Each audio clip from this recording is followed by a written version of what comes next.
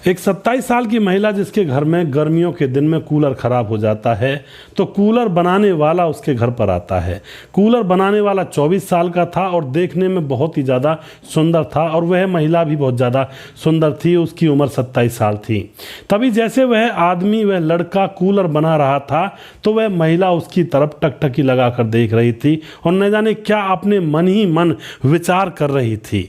अब दोस्तों, कूलर बनाने वाला जब कूलर बना लेता है तो उसके बाद वह कहता है कि मैडम आपके 350 रुपये हो गए हैं कूलर बनवाने के, तो वो दे दीजिए। लेकिन दोस्तों, अगले ही क्षण वह जो महिला होती है वह कहती है पैसों की तो कोई दिक्कत नहीं है, पैसे तो मैं दे दूंगी, लेकिन अगर तुम पैसों के बदले मैं तुम्हें कोई और चीज़ दे दूं तो क्या उसको लोगे।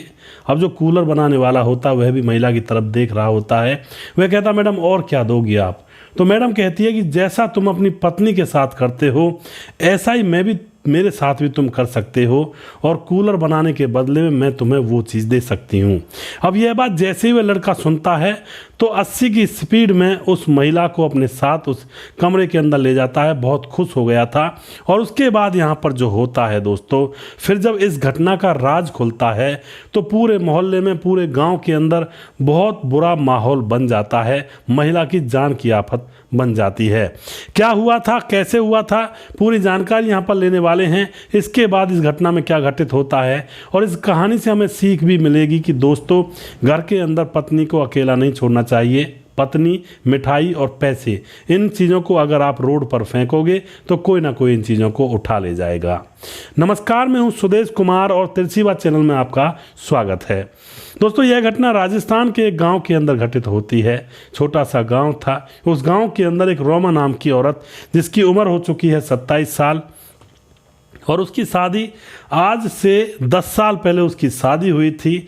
और दोस्तों, उसके पति का नाम होता है रोहतास, जो कि शहर में जॉब किया करता है।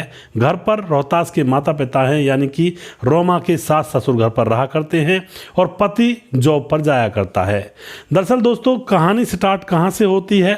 रोमा जो कि अपने पिता के घर पर रहा करती है, जब वह 17-18 साल की थी तो रोमा के गाँव के अंदर कई लोगों के साथ, कई लड़कों के साथ अफेयर चालू हो जाते हैं, जिन लड़कों के साथ वह स्कूल में पढ़ा करती थी।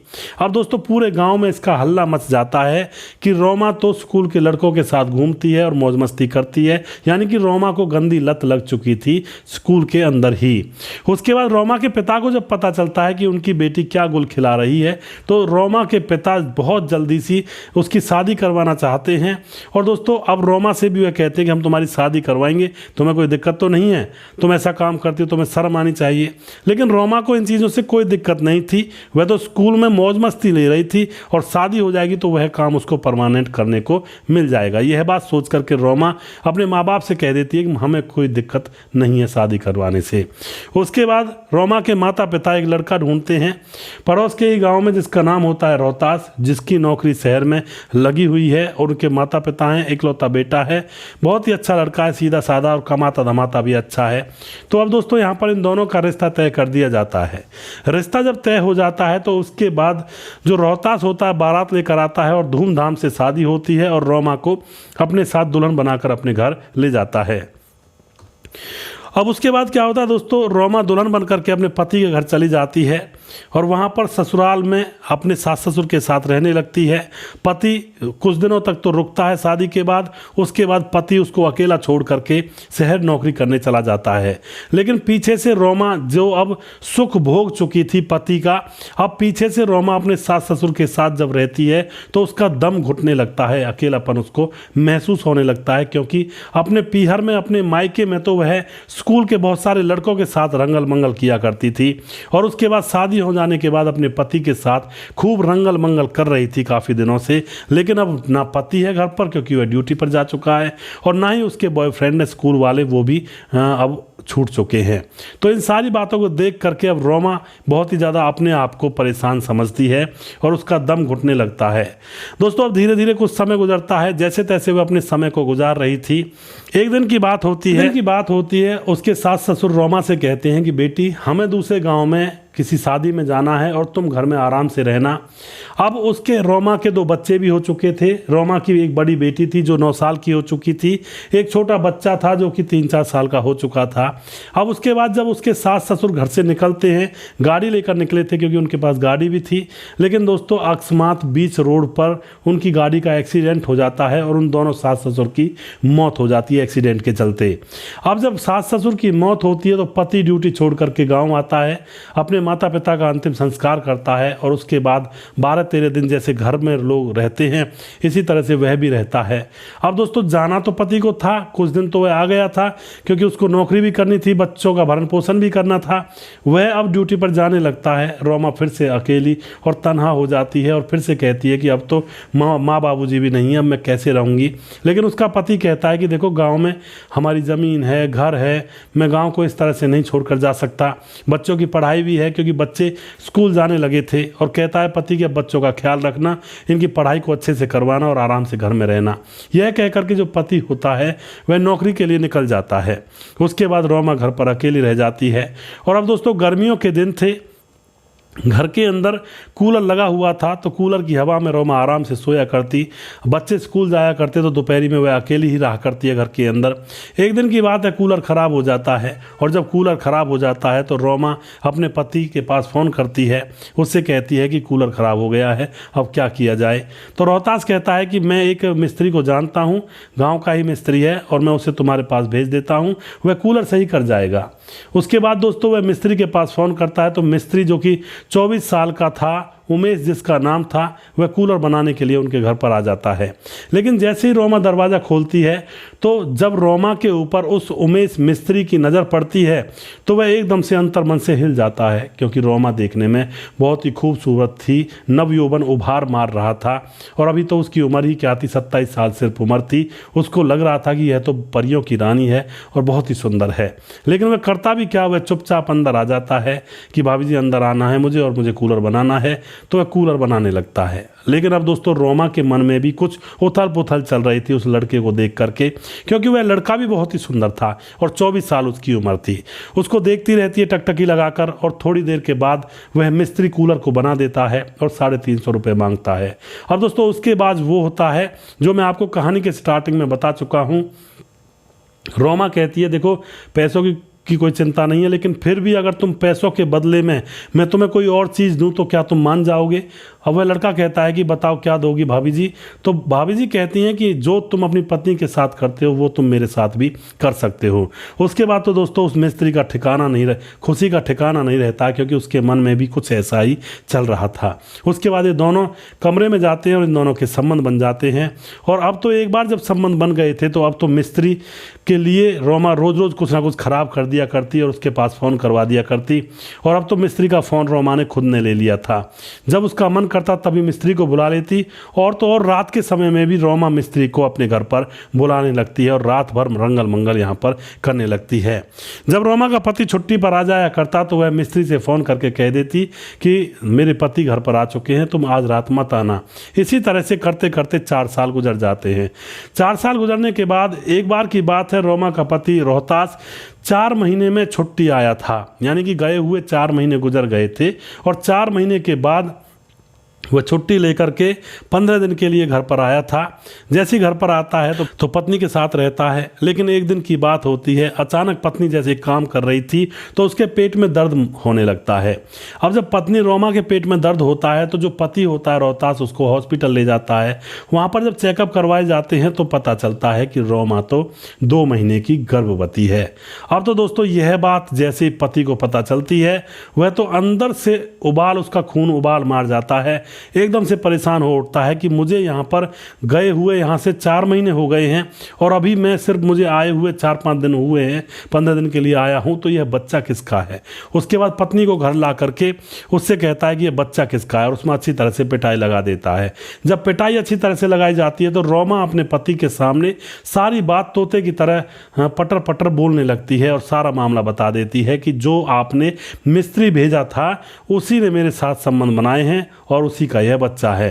अब तो यह बात सुनने के बाद जो पति होता है उसको मारता पीटता और उसके प्रेमी को बुलवा लेता है धोखे से कि तुम घर पर आ जाओ, पति नहीं है, और उससे कहता है, उसे भी धमकाता है। लेकिन दोस्तों वह बाहर चला जाता है घर से और अपनी पत्नी से कहता है कि अब तुझे इसी से शादी करनी होगी, मैं तुझे रखने वाला हूँ नहीं।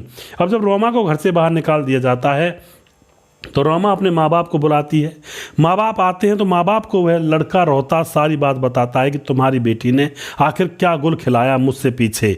तो उसके बाद जब घर वालों को पता चलता है कि आखिर क्या मामला है तो घर वाले भी, जो रोमा का भाई होता है वह भी गुस्से में आ जाता है और अपनी बहन के ऊपर 2-3 थप्पड़ लगा देता है कि क्या तू ऐसी परवरिश तेरी मेरे माँ बाप ने की थी। उसके बाद दोस्तों घर में पूरा संग्राम मच जाता है, आस पड़ोस के लोगों को भी पता लग जाता है। और जो लड़का था, पति था रोहतास, तो बिल्कुल उसे अपने पास रखने की कह ही नहीं रहा था, मना कर रहा था कि मैं इसको नहीं रखूंगा अपने घर में, अपने बच्चों को अपने साथ रखूंगा। लेकिन दोस्तों गांव के लोग इकट्ठा होते हैं और जो रोहतास के सास ससुर जो यानी कि उसकी पत्नी, रोमा के माता पिता और उसका भाई भी इकट्ठा होता है। तो वह यही कहते हैं कि देखो जी, जो इससे गलती हो गई वो हो गई, लेकिन आज के बाद ये गलती नहीं करेगी, और ये बच्चे भी तो हैं, ये किससे माँ कहेंगे, इनका भी जीवन अस्त व्यस्त हो जाएगा तुम्हारी लड़ाई के चक्कर में। और जो बात है, रोमा ने गलत तो किया ही है, लेकिन रोमा को अब छोड़ देने से भी कोई फ़ायदा नहीं है, क्योंकि बच्चे जो कि एक तो बहुत छोटा है, जो कि अभी 4-5 साल का है, और लड़की जो कि 9 साल की है, ये किसके सहारे रहेंगे। अब इस तरह की बातें 4 आदमियों में की जाती हैं। तो यहाँ पर रोहतास की कुछ बात समझ में आ जाती है कि चलो ये बात सही कह रहे हैं। वैसे तो कुछ लोग ये भी कहते हैं पंचायत में कि भाई रोहतास, जब तू अपनी पत्नी को अकेला छोड़कर अपनी 4-4 महीने तक नहीं आएगा तो पत्नी किसके सहारे रहेगी।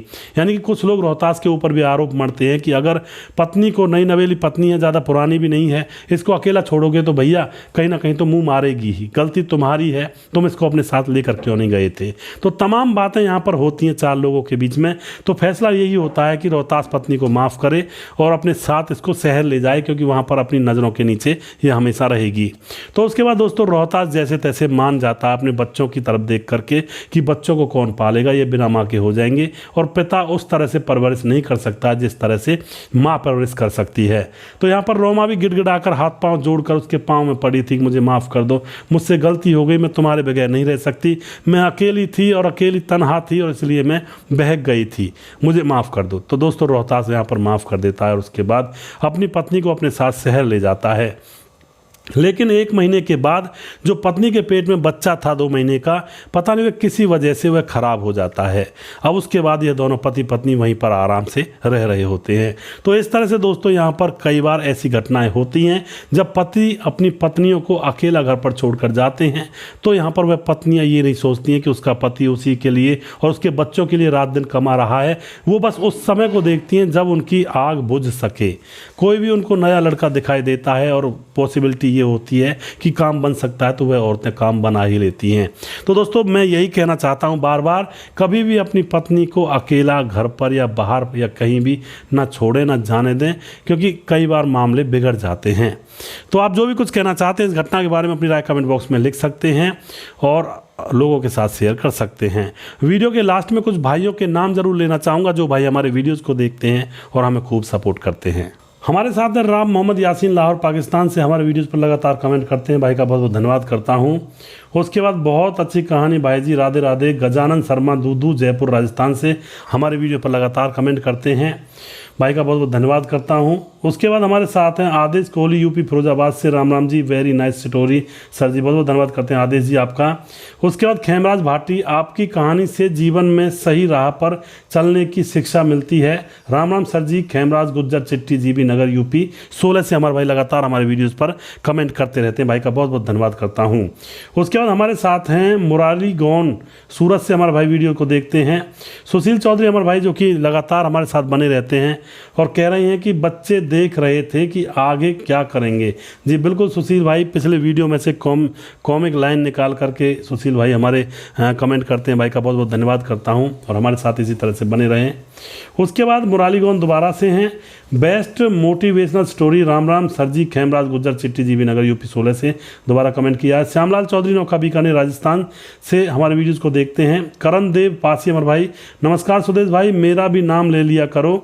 मैं लखनऊ से करण देव पासी, और नौकर ने जो शादी कर ली थी बूढ़ी मालकिन से उसके तो बल्ले बल्ले होंगे। सर जी, जी बिल्कुल सही कह रहे हैं आप, किसी कहानी के लिए कमेंट कर रहे हैं। आदेश कोहली यूपी फिरोजाबाद से दोबारा से कमेंट आया है और बहुत अच्छा काम करते हैं आप जी।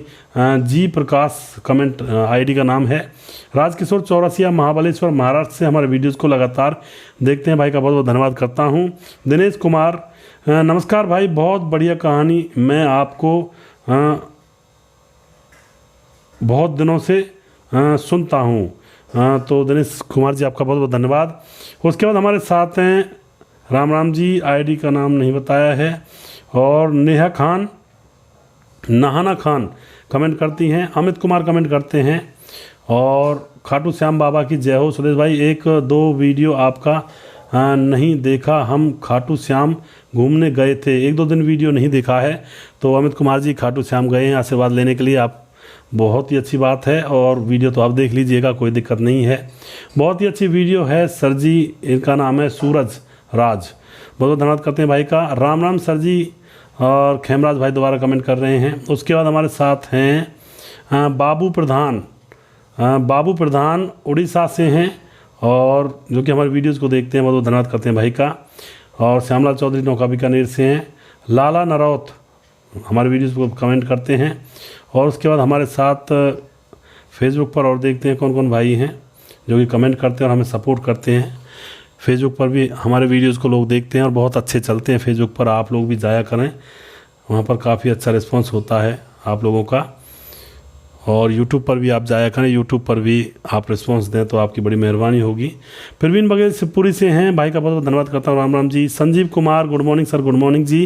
राम स्वरूप सियाग बट्टन जो कि कमेंट करते हैं। प्रवीण बघेल दोबारा से हैं। सुजीत कुमार, नमस्कार गुरु जी, राधे राधे। वाकर अहमद कमेंट करते हैं। समाधान पाटिल कहते हैं कि भाई साहब, आपकी कहानी सुनने के बिना मेरा दिल नहीं लगता है, बहुत अच्छी कहानी सुनाते हो। और समाधान पाटिल जलगांव महाराष्ट्र से हैं। समाधान जी, आप लगातार बने रहें हमारे साथ, आपका बहुत बहुत धन्यवाद। परवीन राज बिहार से हैं, और मुकेश कुमार यूपी 83 से हमारे भाई लगातार बने रहते हैं, भाई का बहुत बहुत धन्यवाद करता हूं। राम गोसाई सुंदर सटोरी भाई जी, बहुत बहुत धन्यवाद राम गोसाई जी। सुरजीत कुशवाहा, बड़े भैया रोना आ गया, बहुत अच्छी कहानी थी। सुरजीत जी, आप इसी तरह से सपोर्ट करते रहें, बहुत बहुत धन्यवाद करते हैं आपका। प्रेमचंद शर्मा, बहुत सुंदर जी। टीकम शर्मा, बहुत ही सुंदर जी। भीख सिंह, वेरी नाइस स्टोरी। और मंजीत सिंह, बहुत सुंदर बात बताई आपने, बहुत अच्छा लगा। लेकिन आज के टाइम में जिसको आप मदद करेंगे वो ही आपको नुकसान पहुंचाने की जुगत लगाता रहेगा, बस मौके की तलाश में रहते हैं आज के आदमी। मंजीत जी, बिल्कुल आप सही कह रहे हैं, आजकल कलयुगी दौर चला हुआ है, जिसकी भी आप मदद कर दोगे वो आपको ही नीचे गिराने में लग जाएगा। लेकिन सब लोग ऐसे नहीं होते हैं, कुछ एक अच्छे भी होते हैं। सागर कुमार हमारे भाई, मैं आपका जितने वीडियो देखता हूं बराबर देखता हूं, और वीडियो से बहुत कुछ जीवन में सीख मिलती है जी, बहुत बहुत धन्यवाद करते हैं सागर जी। राम प्रकाश थारू, बहुत दिनों में कमेंट किया भाई ने, लगातार आप बने रहा करें। राम राम सुदेश भाई, गिफ्ट किया, मतलब आपकी कहानी सुनते हैं और बहुत ही पसंद आती है, बहुत बहुत धन्यवाद करते हैं भाई को। संजीव कुमार, उसके बाद हमारे साथ सागर कुमार दोबारा से हैं। अमरपाल सिंह अमर कमेंट करते हैं। रियाज अहमद भाई कमेंट करते हैं मखदूमी। और सूरज डियो हमारे भाई लगातार हमारे साथ बने रहते हैं, भाई बहुत ही सपोर्टेड इंसान हैं, हर वीडियो में अपनी कमेंट करते हैं। राम राम सुदेश भाई, क्या हाल है आपके? Very good story. I am Suraj from Fiji. जय हिंद जय भारत, जय हिंद जय भारत जी। अमित पटेल हमारे भाई लगातार कमेंट करते हैं, भाई बहुत ही सपोर्टेड इंसान है, भाई का बहुत बहुत धन्यवाद करता हूँ। इन्होंने कहा है कि इसलिए घर वाले बोलते हैं कि अच्छा कर्म करो, फल की चिंता मत करो। ये मास्टर साहब अच्छे कर्म किए थे, तभी बुढ़ापे में इनको अच्छा फल मिला। जय श्री राम। कुछ नालायक बच्चे हैं कि बिगड़ जाते हैं, अपने माँ बाप सेवा नहीं करते। जी बिल्कुल अमित पटेल जी, आपने सही बात कही। दोस्तों, जो भाई रह गए हैं वीडियो में, जिनके नाम नहीं आ पाए हैं, उनके नाम मैं अगले वीडियो में ज़रूर लूँगा, और अगले वीडियो में आप ज़रूर देखिएगा। अगला वीडियो बहुत जल्दी फिर से लेकर आऊँगा, तब तक आप खुश रहें, सावधान रहें। जय हिंद जय भारत।